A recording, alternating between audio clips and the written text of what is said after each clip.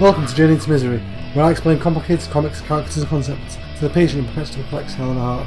My name is Kieran Shiak, and this week we're doing... We forgot. I forgot.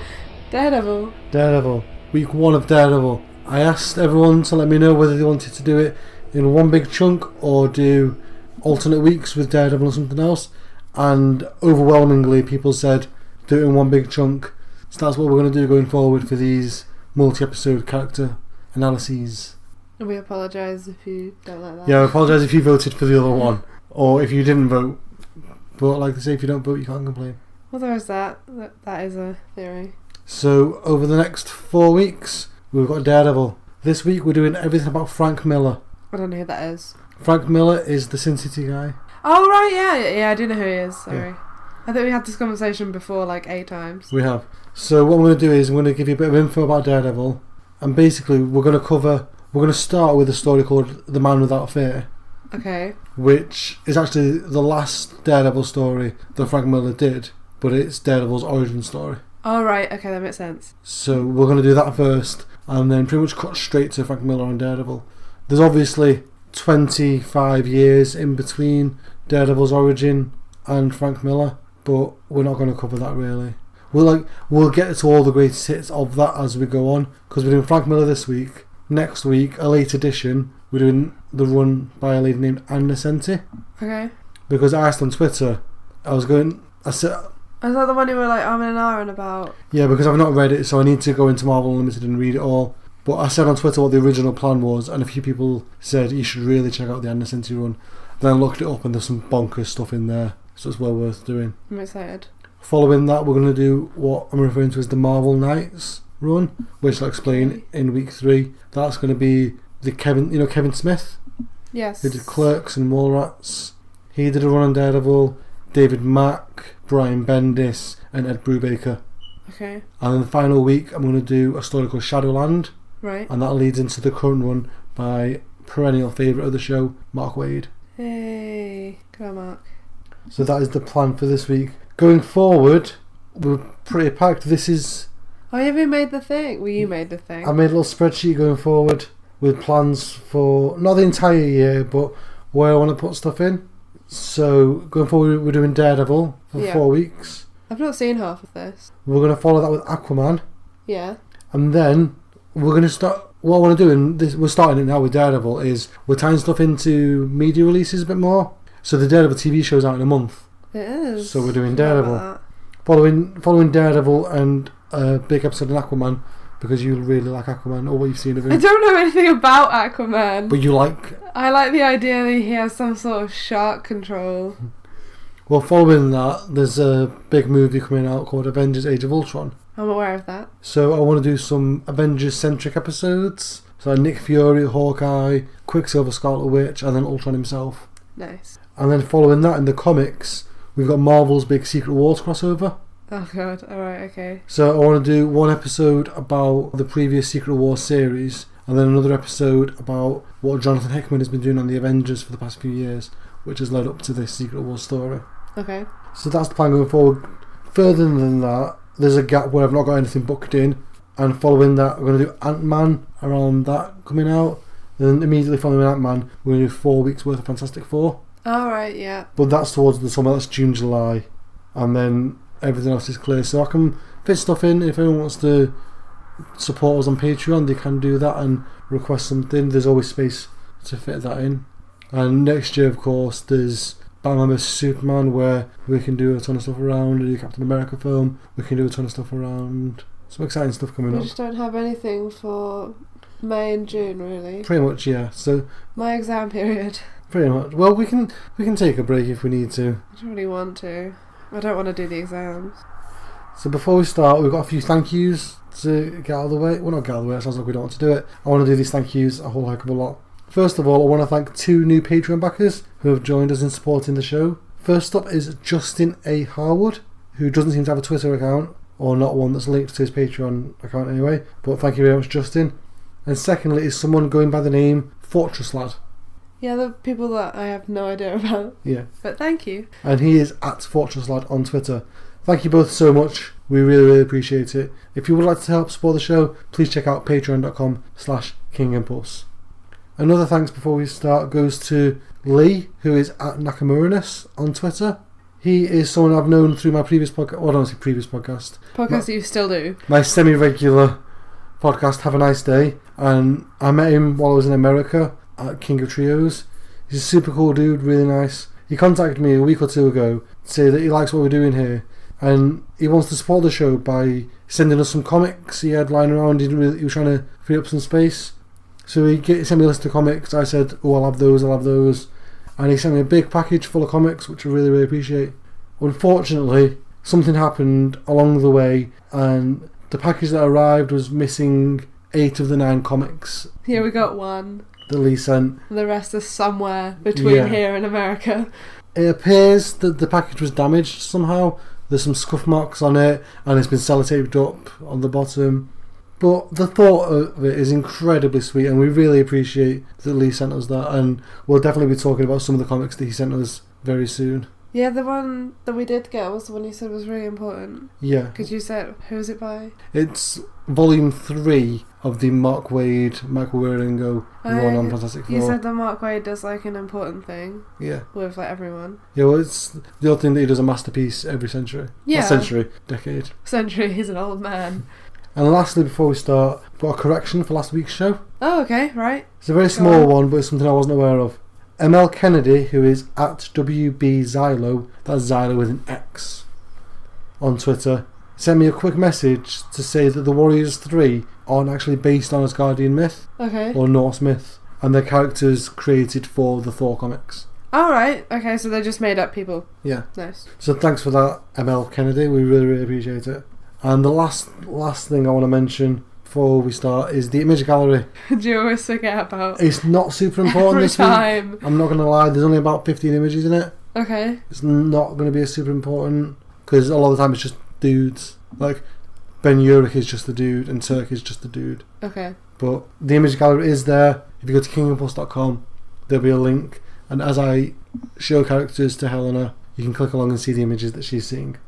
Okay, so with that, let's talk about some Daredevil. Okay. What do you know about Daredevil? Absolutely nothing. Absolutely nothing. Nothing. I know he's the guy that I once upon a time thought might have been the Flash because I vaguely remembered that there was a superhero with a red costume. Okay. I don't know if that's Daredevil or not. I don't know if that's someone else. I remember us trying to figure this out a long time ago, and I just can't remember what we decided. Do you know anything about him at all? No. Do you know what his powers are? No.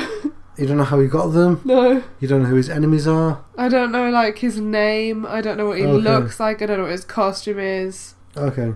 Well, let's start. Daredevil is a guy named Matt Murdock. Okay. He lives in Hell's Kitchen. Nice. As a kid, you know what Hell's Kitchen is? It's in New York. It's called Clinton now. What is it? It's a neighbourhood. Oh, okay. I thought it was like a building. No. Yes, no, I see what I mean. Yeah, it sounds like a building. Like the Gordon Ramsay show. Yeah. No, it's a neighbourhood. There's a quote behind it. I think someone like Mark Twain or something came to America and described the area as Hell's Kitchen. That makes sense why that would, like, give it a name. Yeah. So as a kid, like, he lives in Hell's Kitchen, he's always lived in Hell's Kitchen. As a kid, he lived there with his father, a guy named Battling Jack Murdoch. Okay. Former boxer who raised him alone after Matt's mother died. That's sad. Matt's father was adamant that Matt would grow up to be the opposite of him. Not a boxer? Well, not just a boxer. He was a boxer and like a mob heavy. Alright, so he wanted him to be a good guy. Yeah. And he made sure he stayed inside, he studied, he wanted him to become a doctor or a lawyer or something to help people. But this led Matt to be teased by the kids. Oh. Because he'd never play, never do anything fun. And he was nicknamed Daredevil. Because he didn't do anything. Yeah. Oh, that's amazing. Okay. One day, Matt saw a blind man walking across the road into the path of an oncoming truck. Oh. And he dove into action and he pushed him out of the way. Okay. The truck swerved and crashed and caused the radioactive material it was carrying to spill out and strike Matt in the face. Of course it did. Blinding him. Amazing. Right, so he's blind? He's blind. Okay. That's cool. Well, it's not cool. But, like, representation and stuff. Yeah. While he was recovering in the hospital, he discovered that his other 4 senses had been drastically enhanced. That tends to happen. But drastic, like more Like than... hella. Like radioactively enhanced. Oh, right, okay, like superpowers. Plus he now has a radar sense, kind of like bats. Oh, like echolocation and shit. Mm-hmm. That's cool. That's so cool. And that's how he sees the world. In like a series of high frequency beeps. Kind of, yeah. That's really cool.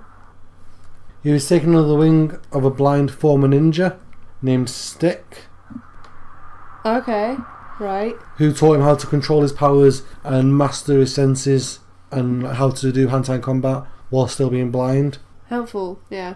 Meanwhile, Matt's father was itching to get back in the ring, and he made a deal with a crooked promoter named The Fixer. Okay. And he was winning fights, and and then he found out that it was all a set-up by The Fixer, and every fight that he won was predetermined. Oh god. I'm not gonna... Sounds familiar. I'm not gonna make any wrestling jokes. There's none in the notes as well. Oh, okay. And it was all to build up to Matt started taking a dive, but when it came to it, he couldn't do it with Matt in the audience. Oh, okay, because he didn't want him to see it. Yeah, his pride took over and he won the fight. But in retaliation, The Fixer and his goons had Jack killed via gangland execution. No! That's sad.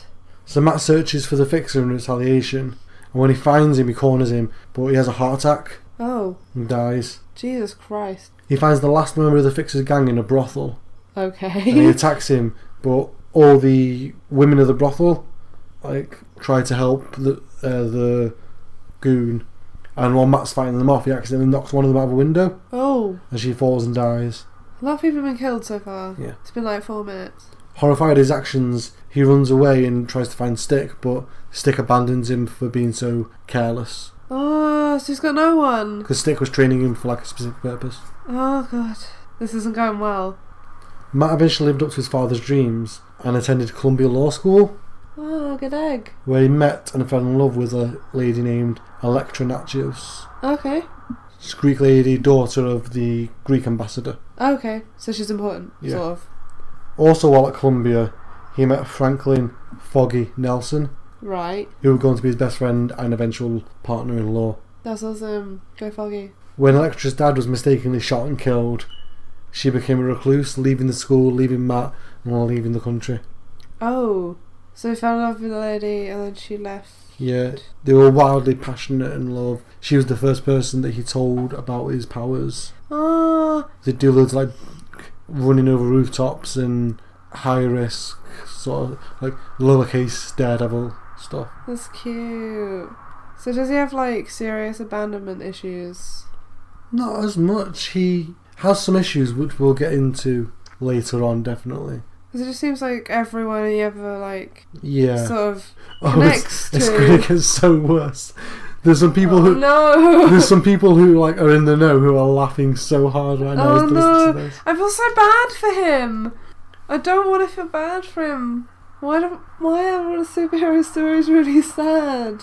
Matt takes a job in Boston for a law firm, and they send him to New York on a job back home to Hell's Kitchen. He heads back to his dad's abandoned gym just on nostalgia, and he finds a street kid named Mickey living there. Female Mickey. Female Mickey, right? Yeah. Okay. He lets her stay and begins training with her in the gym. Meanwhile, a man named Wilson Fisk. Why has it got a tiny flower? It's like a thing. Is it?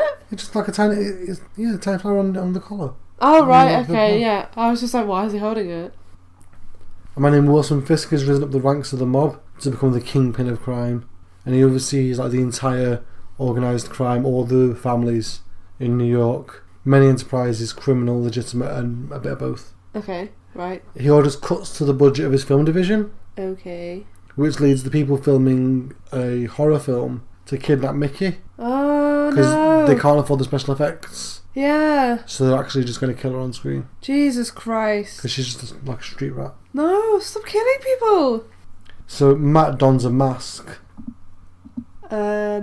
He's gonna Yeah. start a thing. I was waiting for a reaction on the costume. He just looks like sort of thug. Okay. Just guy dressed all in black that would terrify you. He tracks her down to a warehouse, and while he's there, you can hear hundreds of other children being held captive. He takes down the goons and eventually rescues Mickey, but doing so draws the attention of Wilson Fisk, who is gaining power every day. He decides to not go back to Boston, he remains in New York, and he sets up a practice with Foggy, Nelson and Murdoch, attorneys at law. That's cool. They hire a lady named Karen Page as the secretary. Okay. And Matt continues his work as a costume vigilante to protect the people of Hell's Kitchen, taking up the mantle that once tormented him as Daredevil. Ah, that's really cool. Yeah, he's the guy that I thought was the Flash, even though he's got a giant D on him. And not long, within 6 issues of his debut, he upgrades to a new costume. Okay. That's cool. So that's the one that you knew. Yeah, that's what I knew. The red one. Yeah, it looks pretty much the same as like the Flash's, except the Flash's has like a whole bunch of yellow. Yeah, he doesn't have horns on his head, and like Daredevil doesn't need holes for his eyes. Yeah, because he doesn't use them. Mm-hmm. So we're gonna jump straight. That's the end of The Man Without Fear. We're gonna jump straight through to Frank Miller coming on to Daredevil. Okay, this is like the most important run. I think all the runs we're covering, except for maybe Shadowland. The most important of the first, like, early run. Yeah, it's the first most important one. Oh, right. Yeah, that's what I meant. Yeah. It's like Daredevil, he's had so many good creators. So while tracking down a criminal, Daredevil crosses paths with a deadly bounty hunter who's also on the same trail, who turns out to be Elektra. No, but she went away! She did go away. No! She's betrayed him. She's not betrayed him. Are they going to team up? They team up to take out this bad guy.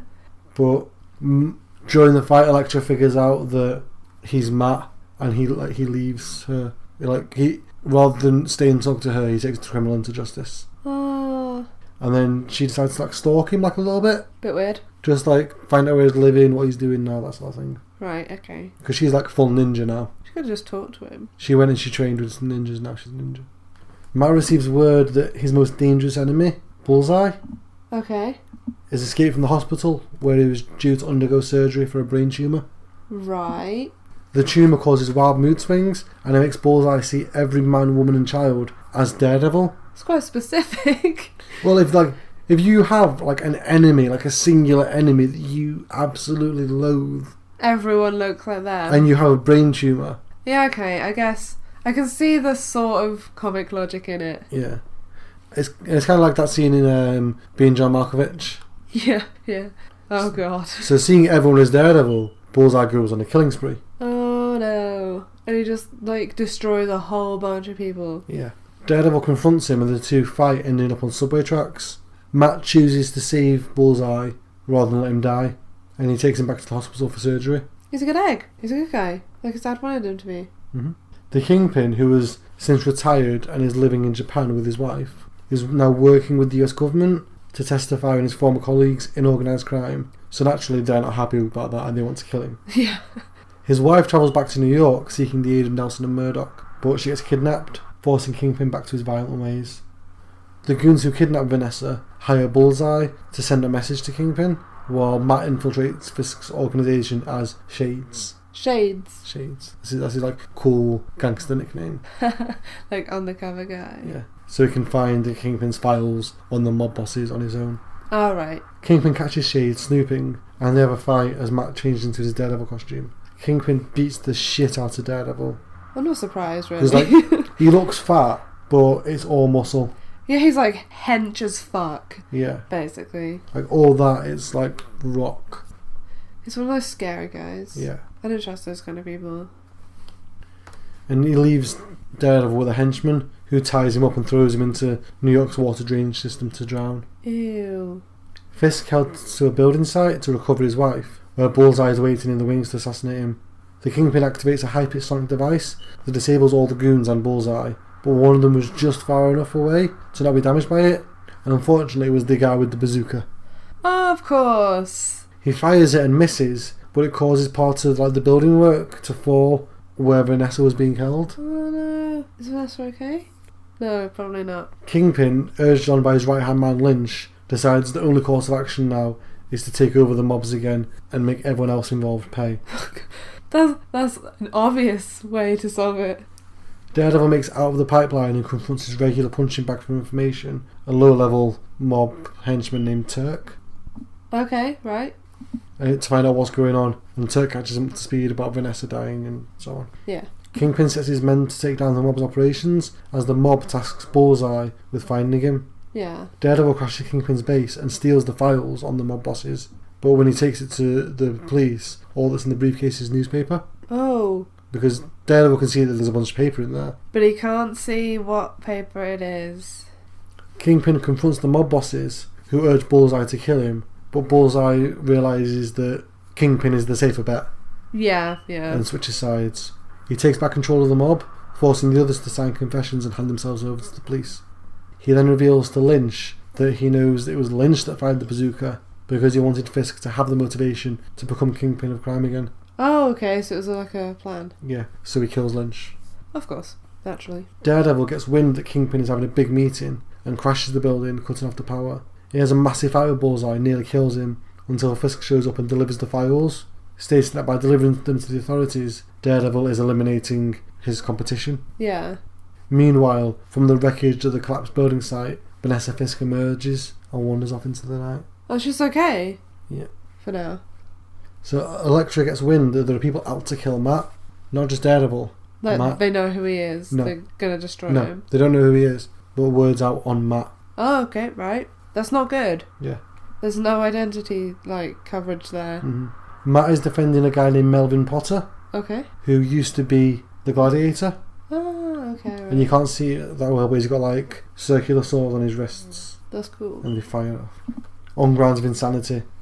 Because I really like Gladiator, he's one of my favourite characters in Daredevil mythos, because he really wants to be a good person, but he has issues and he struggles with that. Oh. But he'll usually overcome them to help. But he did used to be a supervillain. He sounds great. Matt returns home to think and is attacked by a bunch of ninjas Okay. in red and black who dissolve to gas when defeated. That's so cool. It turns out that Kingpin has been having troubles both with these ninjas, who are called the Hand, Yeah. and Daredevil. So through an intermediary, he's hired the Hand to take down Matt Murdock, a known associate of Daredevil, to keep Daredevil and the Hand busy with each other Yeah. instead of Kingpin. The ninjas try to strike him out again at his offices, but Elektra gets to them, causing their bazooka to misfire, and Matt gets banged up, and his radar sense goes. Oh. No more radar So sense. what does he do? He still has all the enhanced senses, so he can get around, but not as well. Oh, okay, right. I also love that this is page 4 of my notes, and I've said bazooka twice. Is it gonna happen more? No, that's the last bazooka. Oh no. The ninjas strike at Melvin, who's rescued by Elektra, and at her insistence becomes the Gladiator in order to help fight off the ninjas. There's so many ninjas. Daredevil joins the fight and manages to help fight them off, but without his radar sense, he doesn't know Elektra was there Yeah. until it was too late. He doesn't really have any sense of anything. No. Daredevil and Elektra both crash the ninja hideout separately, and they take out everyone in there. But Matt finally sees Elektra as the cold-blooded killer that she's become, and he threatens to take her to the police. But he's been so beat up by the ninjas that he just goes from blood loss. Oh. She contemplates letting him bleed out, but she bandages him up before she leaves. Ah, Babs. Matt searches for Stick to help him regain his radar sense, and his former master makes him relive his early trauma, but to help find it again. Meanwhile, Ben Urich of the Daily Bugle, who's a reporter, Oh, the Daily Bugle. he wrote an expose on a mayoral candidate, exposing him as a criminal, and this candidate is in the pocket of Fisk. Oh, right. So he goes to the Kingpin for retribution, and he sues the Daily Bugle, who in turn hire Nelson and Murdoch to represent them. Ah, okay. As the Kingpin, who's hearing all about this bounty hunter assassin named Elektra, Yeah. puts out the call to hire her. Yep. Elektra confronts Ben Urich in a movie theatre and just stabs his friend Jesus through the back of the seat. That's And nice. it intimidates him to back off. Urich, who knows Matt is Daredevil because he's a really good reporter, Yeah. calls him and describes the woman who intimidated him, with Matt putting it together that it's Elektra, and Elektra's working with the Kingpin. Ben Urich gets a tip on somewhere he can get evidence he needs to put his story together, but both he and Matt reckon it's a trap, so Daredevil goes to investigate. Yeah, usually is a trap, though. It is a trap. Of course. Usually is. Elektra and Daredevil have a big blow-out fight, the one they've been heading to kind of since she came back, and Elektra wins with a bear trap. A what? A bear trap. Just like, oh, right, okay. Yeah. She hears Yurik nearby and throws her sai at him. Oh. You know what a sai is? Yeah. It catches him in the side, hospitalising him. In the weeks that Matt and Ben take off to recover, the Daily Bugle is forced to retract the claims without the evidence necessary to back it up.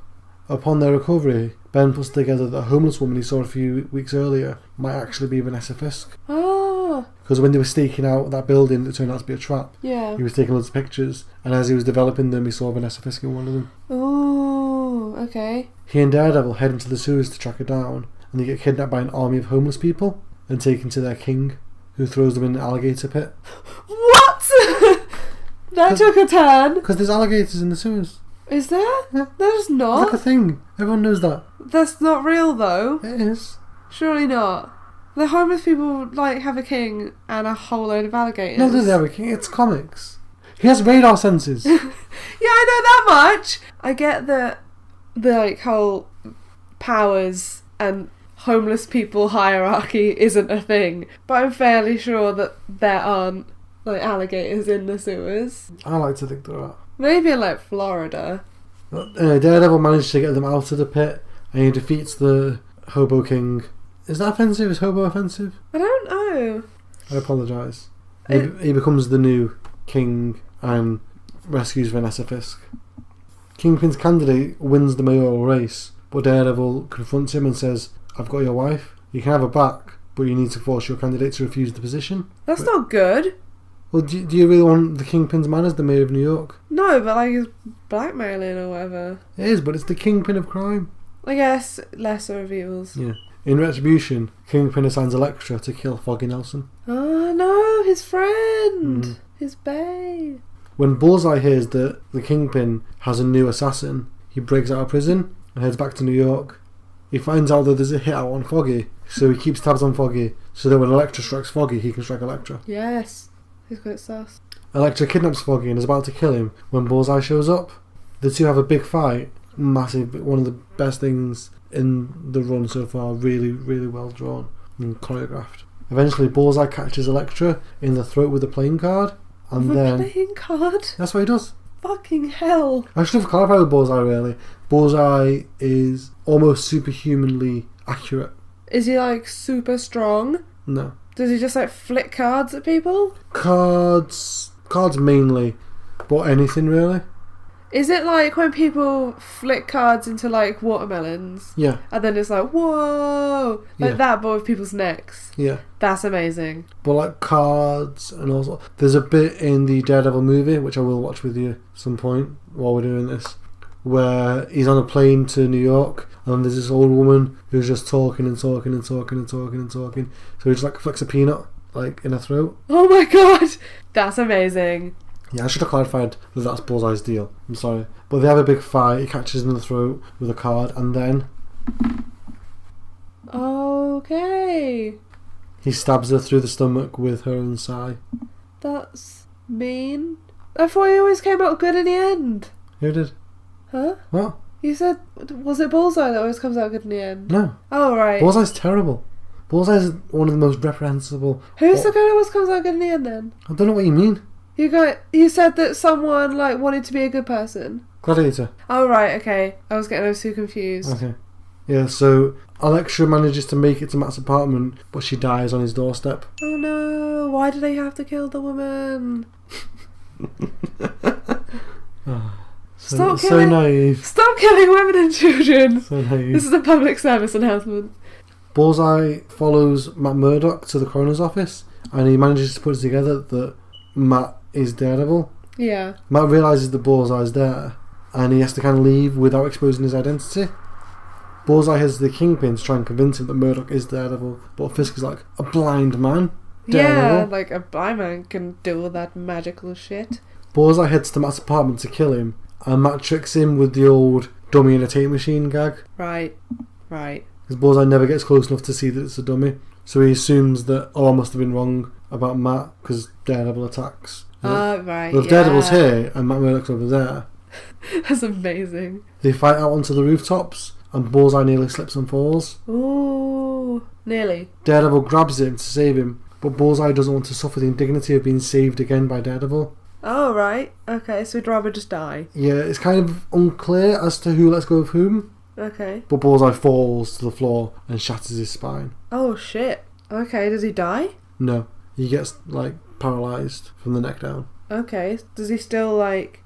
He's going to come back, obviously. He continues his evil ways. He's going to be out for a while. He's going to be out for a while. He's paralysed from the neck down.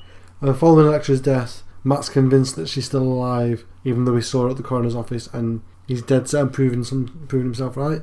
When all of his recourse is failing, he resorts to digging up her body. Oh. And when he sees she's still there, he finally comes to terms with it. Okay. But he also he goes to Bullseye's bedside and he plays Russian roulette. Oh, Jesus Christ. With Bullseye. It's a really good, powerful issue. It turns out there were never any bullets in the gun at all. Oh my god. But it's a really cool issue. That's tense as fuck. After coming to terms with Electra's death, he tries to help his on-again, off-again girlfriend, Heather Glenn. Okay. She's trying to save her family's company from a hostile takeover. The hostile takeover company, the company they're trying to take over, her company, Yeah. they hire Stiltman. Oh my god! Jesus Christ! That's beautiful. They hire Stiltman to... Sorry. You can laugh every time I say Stiltman. It's the legs! It's the legs, they're just like little cones. Oh, it's amazing. Okay, yeah. Well, they're not like little cones, like, that's perspective. They look like cones. I know, but, like, you see that they're just getting smaller because they're further away. Yeah, I get it, but it just looks hilarious. It's not like walking like giant pins. It's amazing. They hire Stiltman to intimidate a DA, like a district attorney. Yeah. I know what DA is. Sorry. And while they're like conducting their meeting, because of course he's Stiltman, he conducts the meeting outside at like office level on his stilts. That's beautiful.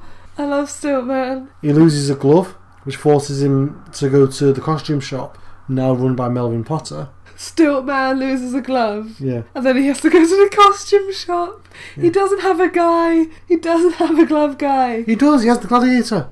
What? The Gladiator now is not the Gladiator anymore, he's running a costume shop. Of course. Of course he is. Well, it's kind of show like how when he's on his meds and he's kind of balanced, he's a timid soul who just enjoys working with fabric. Oh, that's really cute. Bless him. So he goes to the costume shop and he runs into Turk, Right. who swears he knows him from somewhere. Turk swears he knows Stiltman from somewhere. Turk tracks down Stiltman and knocks him out and steals the suit Oh. in order to become Kingpin's new assassin. But Kingpin's like, fuck off. He gives him like a wanking hand gesture. I can imagine him doing that. So he decides to finish Stiltman's job and goes to the DA's office and kidnaps her. He bungles that and nearly kills her, and Daredevil saves her and takes down Turk. Because Matt met up with the original Stiltman and told him exactly how to disable the armour. Who is he? Who? Stiltman? Yeah. He's just a guy named Wilbur Day. He's just a guy. He's just a guy with a stilt suit. So his entire deal is that he got some crazy legs. Yeah, like imagine if all Iron Man's suit could do was Extend parts of it. extend. Yeah, that's Stiltman. He could be Arm Man. Yeah. That's really cool. That's better than having like powers. That's just like, no, I've just got a really cool suit. I'm just gonna use it. Why not? So Daredevil's powers start going into overdrive as like the sensitivity on them is turned way up. Meanwhile, Black Widow's back in New York working for S.H.I.E.L.D., Yeah. tracking down the Hand. She's poisoned by the Hand and seeks Matt's aid while Matt has returned to Stick, who has kept him in an isolation chamber to block out his senses. Yeah. The Hand attacks Stick as the poison starts to get to Natasha and she begins to dissolve like the Hand members. No. Stick's apprentices hold the Hand at bay as Matt emerges from the chamber recovered and Natasha shows up melting away. She's saved by one of the Stick's proteges, and as soon as she's done catching Daredevil up to speed, the Hand strike like it's the Raid. You seen the Raid? I have. So good. The second Raid, have you seen the Raid 2? No. There's some villains in that who are straight up Daredevil villains. It's amazing. They just like ripped him off. No, they haven't ripped them off, but you could like pluck them out of the Raid and pluck them into a Daredevil story. That's amazing. As they get overwhelmed, Stick uses his kind of like chi powers to absorb the souls of the Hand ninjas, dissolving them, but it kills him in the process. Oh god, it's another death. Mm-hmm. Let's just start tallying these. Oh, I'm already planning to put in like ding. Like a little count at the side. Yeah. The one remaining member of the Styx trainees, a guy named Stone, reveals the next move of their plan, the Hand's plan, and it's to resurrect Elektra, Okay. because the Hand can do that. Obviously, you know. Well, we've already established that they're mystical. Yeah. They track him down onto Elektra's grave, but the Hand get away. Daredevil heads to the Kingpin's lair to find out where the Hand are based, and convinces Kingpin to give him the address, because if he doesn't stop the ritual, the Hand will be the ones with Elektra on their side. Yeah. And he needs them, so... Daredevil and co. crash the ritual and interrupt it. Matt tries to take over and use what he's learned from Stick to bring her back, but the building starts coming down around them and they have to bail. Matt leaves, but when he realises that Stone is missing, he runs back in the building to find him, and Stone's not there, and neither is Elektra's body. Oh god. Last page reveal, Elektra's alive again. So he just took her corpse? No, Stone didn't take her corpse. Who did? She did. She's alive. She was never dead? No. Oh my god. She's been resurrected. Ah, okay.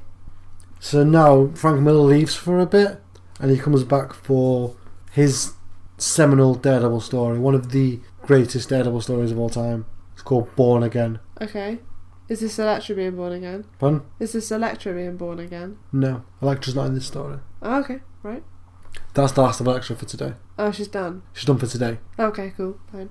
So Karen Page, remember I mentioned her at the top? Yes. Foggy and Matt's secretary. Yeah. She left for fame and fortune to Oh. Los Angeles, I should do.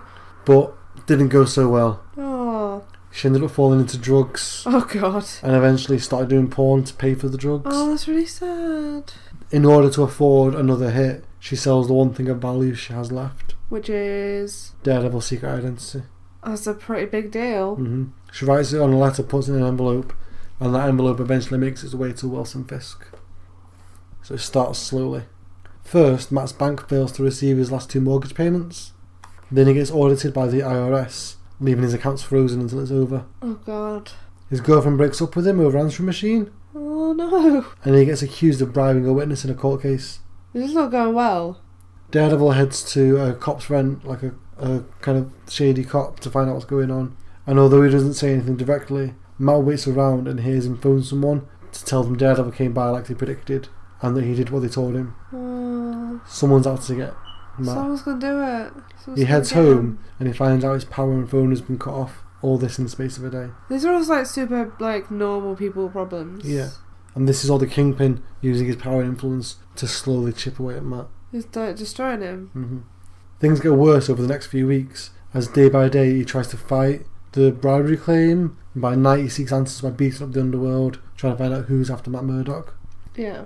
He eventually loses the case, and along with losing the case, he loses his license to practice law in the state of New York. Oh god, no! He was so hard. As Matt heads home, no longer a lawyer, facing foreclosure, $10 in his pocket, his building explodes in front of him. And before now, he had no idea it was out to get him. But this extra flourish gave him all the information he needed to know that it's the Kingpin. It's a mob thing, it's a gangster Yeah, thing. like this is a serious situation.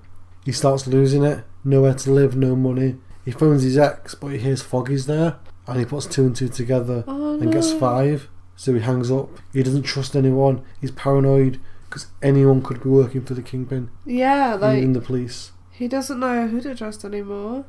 Meanwhile, Karen Page is on the run back to the US because Kingpin has sent dudes to kill everyone who came in contact with the envelope. And Ben Urich is trying to prove Matt's innocence, and he convinces J. Jonah Jameson to let him write about it. Okay.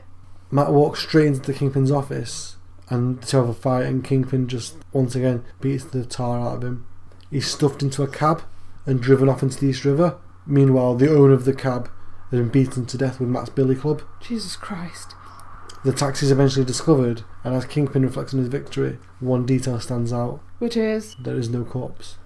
Okay, right. Ben Urich and Karen Page separately, Karen Page is still in Mexico, Yeah. get accosted by Kingpin's goons, and Ben gets away with his wrist broken.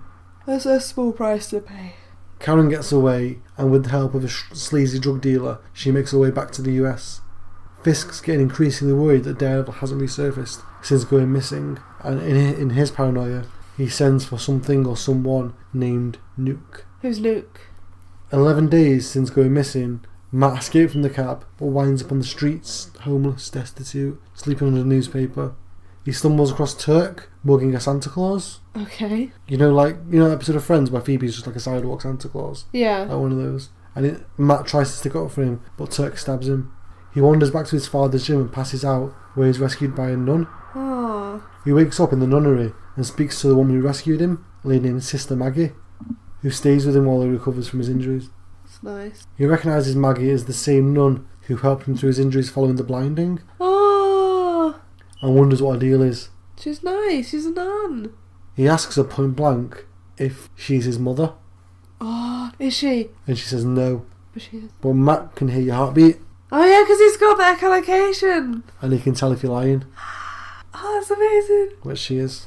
Oh, is she his mum? So she's not dead. She's not dead. Ah, that's great. But she abandoned him as a baby. Yeah, but does she have reasons? She's a nun now. Like clearly she's okay.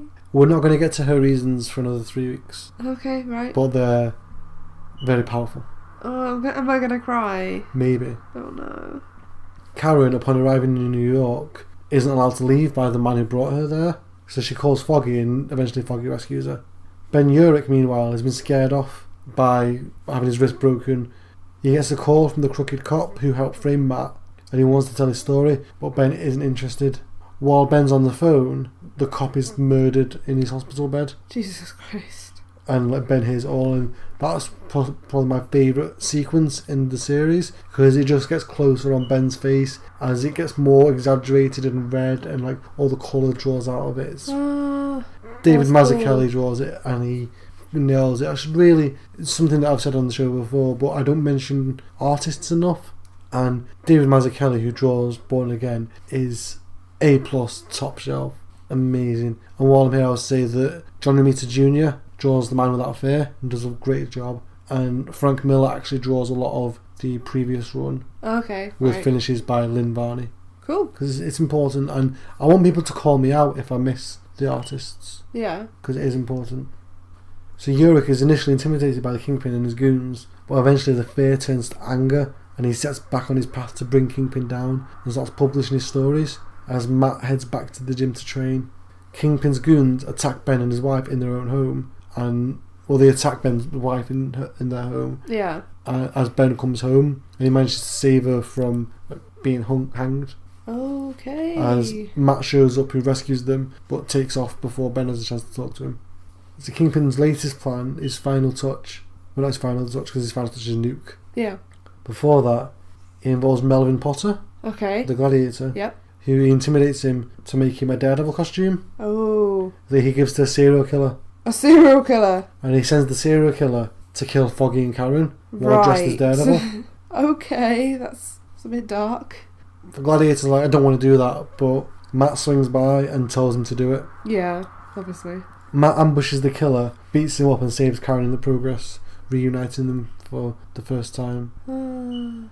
We then meet the final Kingpin's final option, Nuke. Nuke. Okay. What is that? Is that like a pill? It's a pill. He's a one-man killing machine hooked on amphetamines. Okay, Which right. I just realised is an amazing punk rock lyric. Yeah.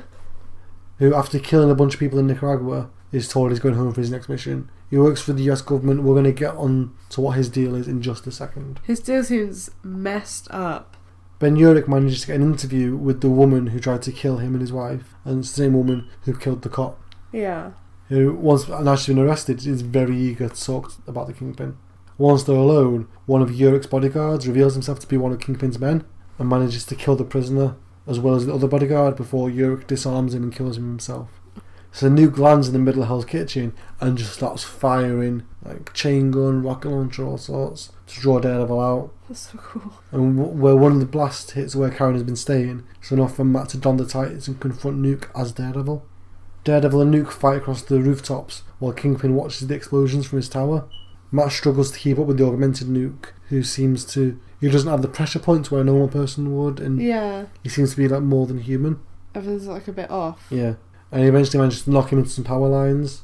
Matt's ex Glory, who's been following Ben Urich as a photographer, Yeah. gets shot by Nuke's helicopter support. So Daredevil takes Nuke's gun and blows it out of the sky. He has helicopter support. suddenly the Avengers show up. Why? Because there's a dude going round... Well, I know they're like, yeah, we're gonna save you, but like this isn't their story. Yeah, but there's a dude running around, like, firing Yeah, to be rocket fair, like launchers. there's a guy messing shit up in New York. Like this is their deal.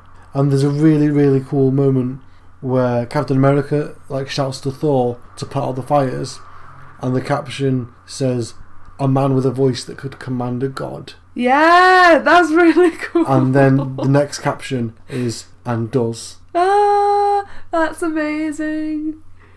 Daredevil tries to get Nuke to admit that it was Kingpin who set it up, but Iron Man shows up to take Nuke in.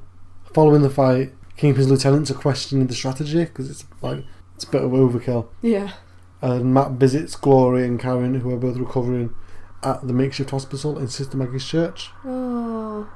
Captain America, who is just beyond offended by Nuke's American flag on his face. He's like, he loves this America. He looks into Nuke's history to find out what his deal is, and he finds out it was an attempt to revive Project Rebirth for Vietnam. Okay, right. So he's been augmented. He's basically a cyborg. Yeah, like he's not a person. He is, because cyborg is cybernetic organism. Yeah, but he's not human, is he? Well, it depends. Where do you draw the line? I could be a cyborg if I wanted to be. Yeah, I guess. There's people who have their Oyster card chip in the palm of the hand. What? They need to be. They're cyborgs. They need to be eliminated. Are they not human? No. Okay. What's so hard about carrying a card around? You don't need to use the tube that bad. And so yeah, like Nuke was an attempt to do Captain America for Vietnam, but like so many soldiers, the war broke him. Right. Okay. While Captain America is investigating Nuke, he breaks out, and while Cap and the army try to contain him, Daredevil kidnaps the dying Nuke, who's been shot up to shit, and takes him to the Daily Bugle so they can prove his existence and link him to the Kingpin. Like a picture wouldn't have been enough. As a result of the Bugle's coverage, more and more people begin to flip on the Kingpin and like rat him out. Yeah. And while most of the charges don't stick, for the first time, Wilson Fisk, a legitimate businessman, is seen as a criminal and the villain that he is. Yes. The story ends with Matt and Karen reunited, walking down the street, smiling and happy. Yay! So that is our episode for today. It ended happily. Everyone died, but it ended happily. For now. So, do you like Daredevil? I love Daredevil. You really like Daredevil? What do you like about Daredevil so far? I like that he's a blind guy who can do all this, like, really cool stuff. Yeah, do you think it's cool that, like, in the 60s... Yeah, because, like, this isn't a recent guy. Yeah. And, like, he's awesome. He's not compromised by his blindness at all. Yeah. Okay, so one thing that we like to do is the segment where we... Well, it's a segment that I like to call...